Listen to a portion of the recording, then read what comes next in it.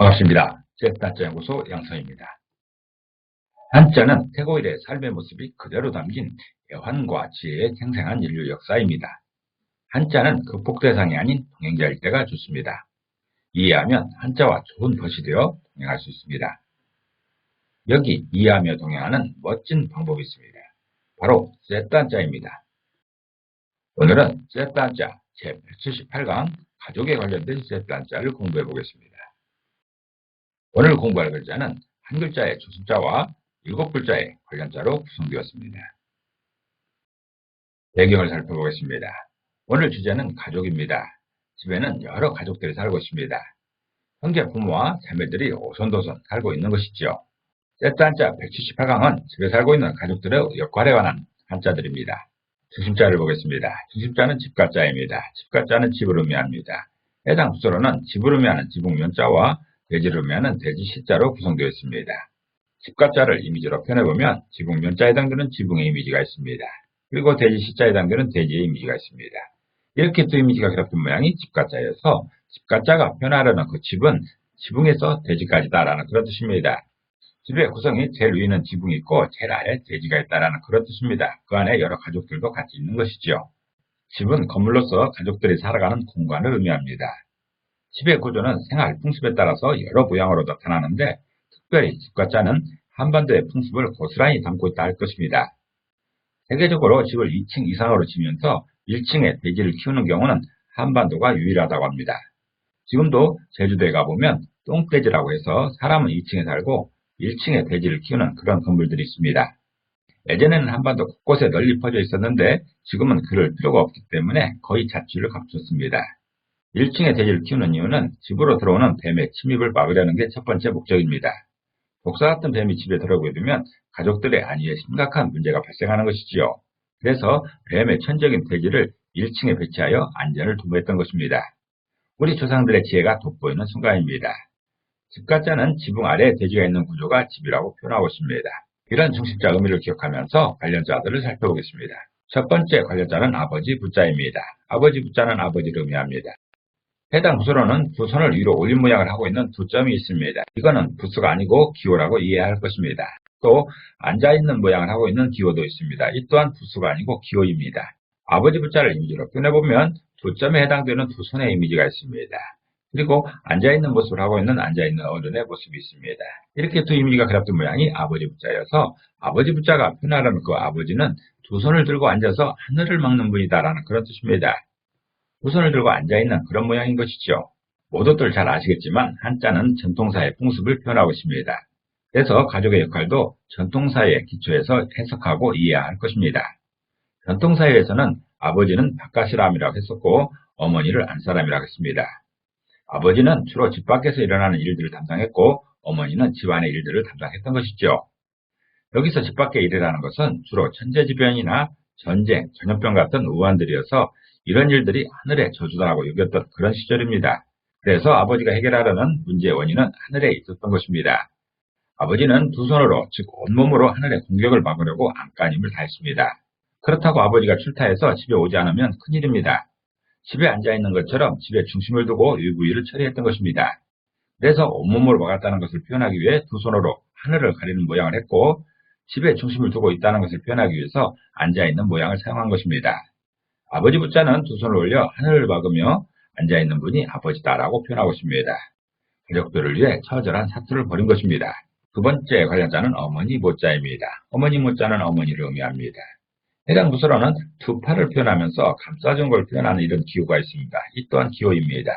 그리고 두 점이 있습니다. 이 두 점은 젖가슴을 표현하는 것으로서 사랑을 표현하고 있습니다.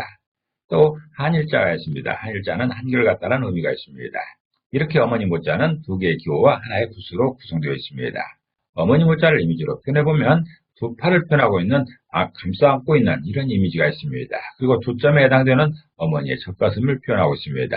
그리고 한일자에 해당되는 유유히 흐르고 있는 강물의 이미지가 있습니다. 이렇게 세 이미지가 결합된 모양이 어머니 모자여서 어머니 모자가 표현하는 그 어머니는 두 젖가슴으로 한결같이 자식들을 감싸주는 분이다라는 그런 뜻입니다.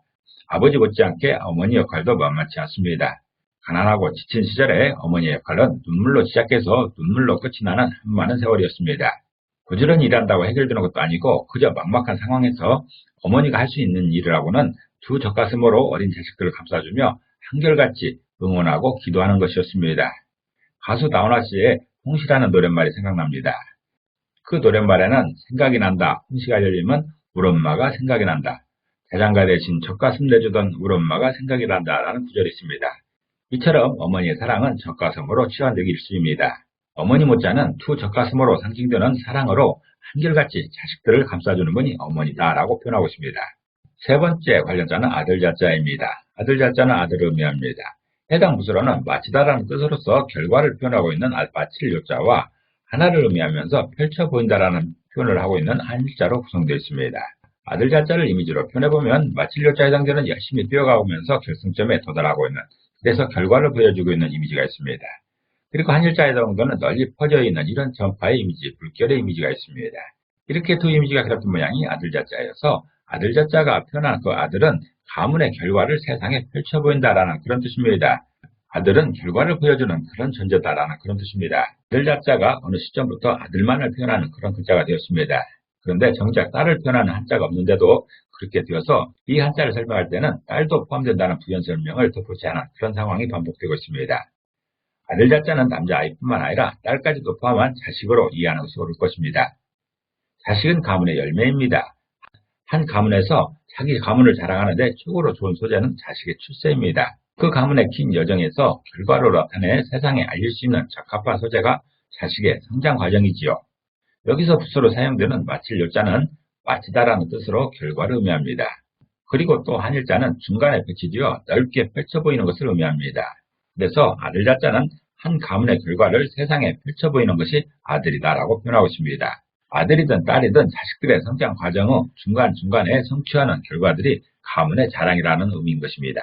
네 번째 관련자는 맏형자입니다. 맏형자는 형을 의미하지요. 해당 부수로는 입을 의미하면서 말하는 기능을 강조하고 있는 입글자와 사람을 의미하는 사람인자로 구성되어 있습니다. 맏형자를 이미지로 표현해보면 입구자에 해당되는 말하고 있는 사람의 입이 있습니다. 그리고 사람인자에 해당되는 한 사람의 이미지가 있습니다. 이렇게 한 이미지로 두 부수를 설명하고 있습니다.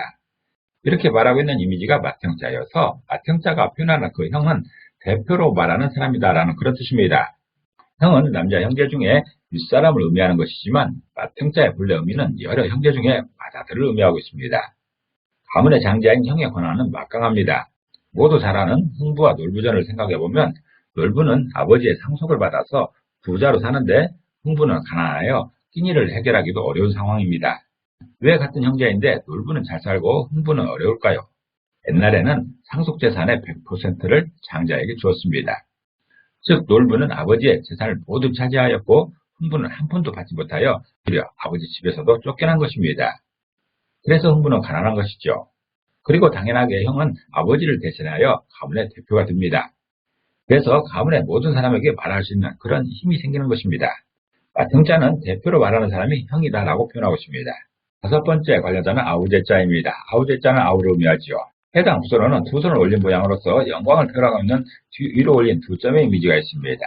그리고 꺼린다라는 의미로서 싫은 일을 표현하고 있는 꺼릴 조자가 있습니다. 그리고 보낸다라는 의미로서 해결을 표현하고 있는 삐친 별자가 있습니다. 이렇게 하나의 기호와 두 개의 부수로 구성되는 게 바로 아우제자입니다. 아우제자를 이미지로 표현해보면 두 손을 올린 모양으로서 영광을 표현하고 있는 트로피의 이미지가 있습니다. 그리고 꺼릴 조자와 삐친 별자를 동시에 표현하고 있는 하기 싫은 어려운 일을 처리하고 있는 사람의 이미지가 있습니다. 이렇게 두 이미지가 결합된 모양이 아우제자여서 아우제자가 표현하는 그 아우는 가문의 영광을 위해 꺼리는 일을 해결하는 사람이다라는 그런 뜻입니다. 전통 사회에서 동생은 서러울 만큼 곤란한 상황에 처해 있습니다. 대가족제에 대해서 동생은 가문의 일꾼이나 다름없습니다. 대표인 형에게 모든 권한이 주어졌기 때문에 동생들은 형을 위해서 살아야 될 그런 팔자인 것입니다. 형의 성공이 가문의 성공이기 때문에 가문의 영광을 위해서 동생의 희생은 불가피했던 것입니다.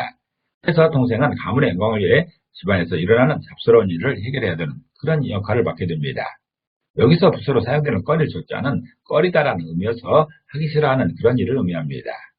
또 다른 부수인 삐친 별자는 비롯되다라는 의미인데 중간에서 아래로 뻗어져 있기 때문에 집안에서 일어나는 어떤 일들을 해결하는 걸로 해석해야 됩니다.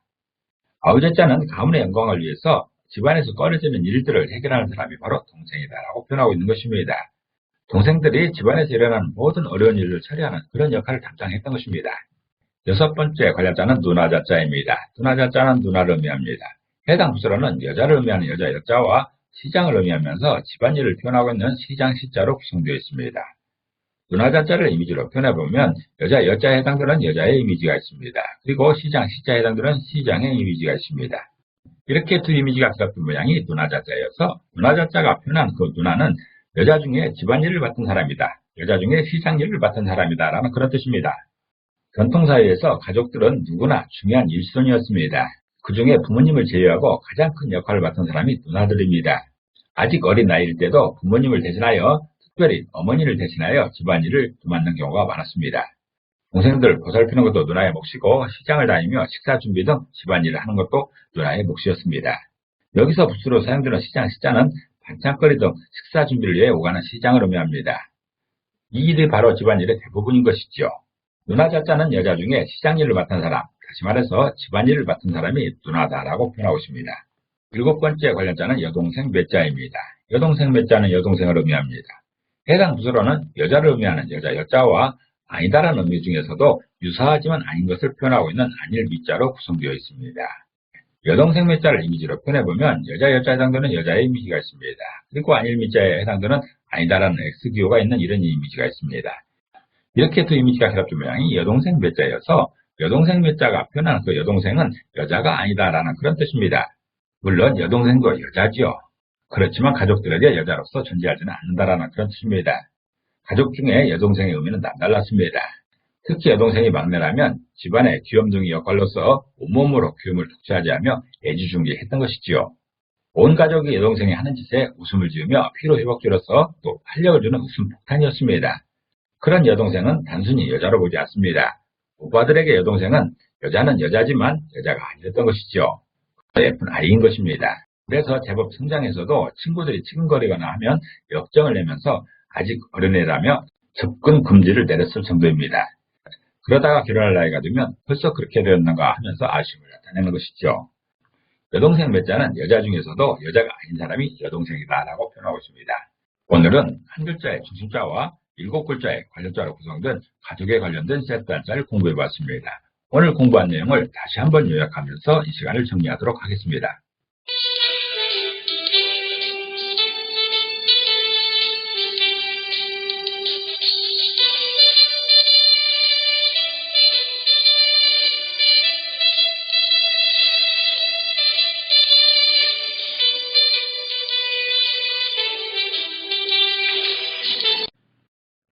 감사합니다.